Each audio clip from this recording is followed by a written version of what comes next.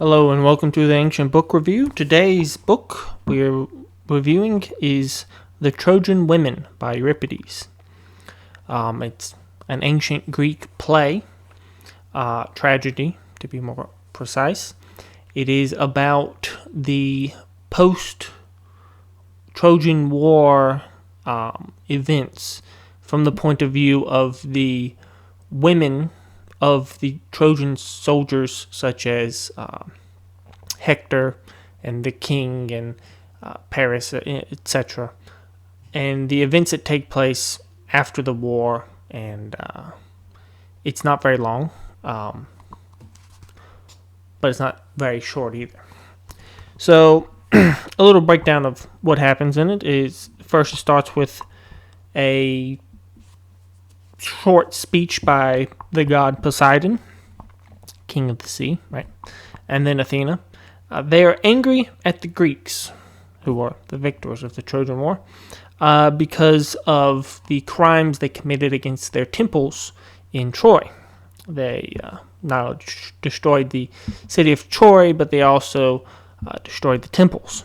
And so Poseidon and Athena are very angry with them, which leads to the Odyssey, which is the story of Odysseus' travels, getting taken on his way from Troy to his home in Greece.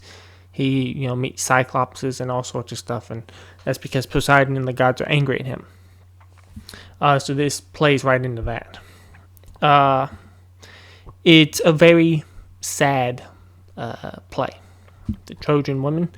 It is about death and how sad they are. It's one of the main speakers is the wife of the king of Troy, and she is, obviously she's lost everything. The city's being destroyed. In fact, the Greeks burn down the walls and just completely destroy the city, killing everybody and taking the women as slaves.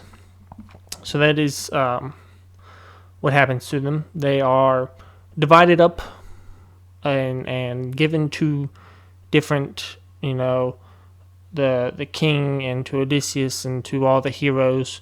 They're given as slaves, mostly. So that is their fate. So it's also an interesting look into ancient Greek culture, particularly the logistics of, you have these great battles, but what happens afterwards, right? What's the logistics of doing all this? So they, did lots and voted and everything on who gets what slave, right? Because that's what happened to the women of the defeated.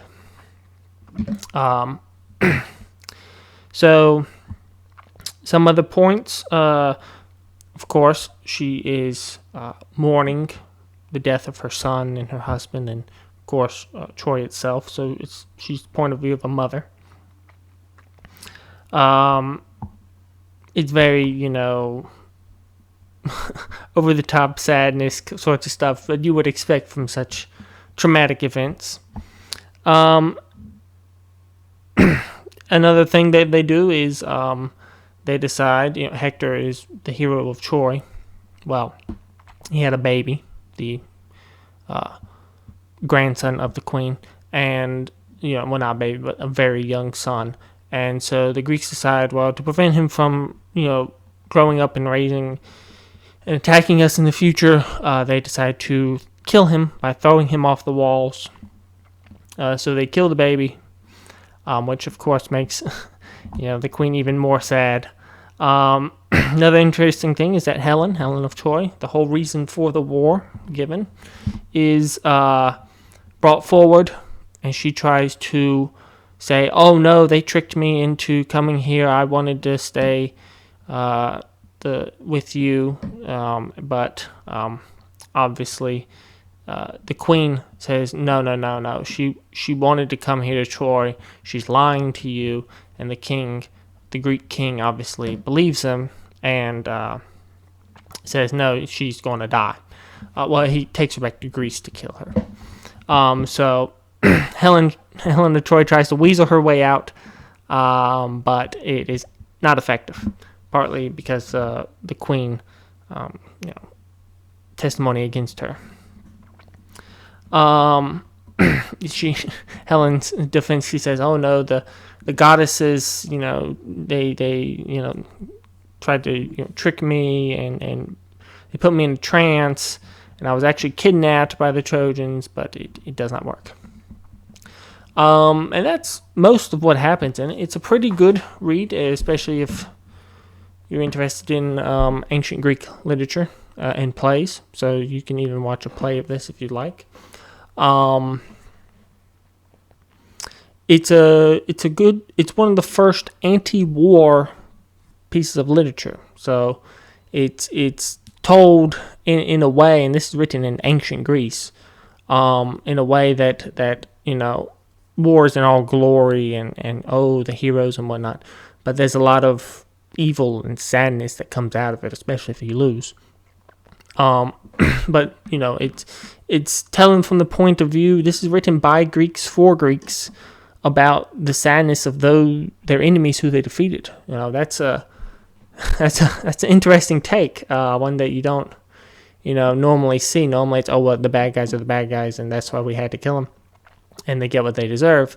But you actually feel a lot of sympathy for these Trojan women, and even for the Trojans themselves, who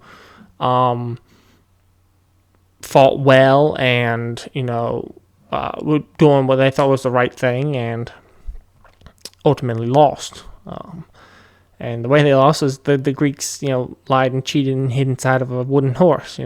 So it doesn't paint the Greeks in a very good point of view, but it's very interesting and very relatable and understandable to a modern audience. It's amazing how these, this is 3,000-4,000 year old, text, and it's still, we don't, take, captive women as slaves anymore, but it's still something we can feel and maybe not relate to, but we can understand. So that's a review of The Trojan Women by Euripides. Pretty good book, pretty good read, and especially anyone who's interested in, if you've read the Iliad or the Odyssey, this fits right in between the two. So if you're going to read, just read the Iliad, the Trojan Women, and then the Odyssey, and you'd have a complete story. So that is that. This has been the Ancient Book Review.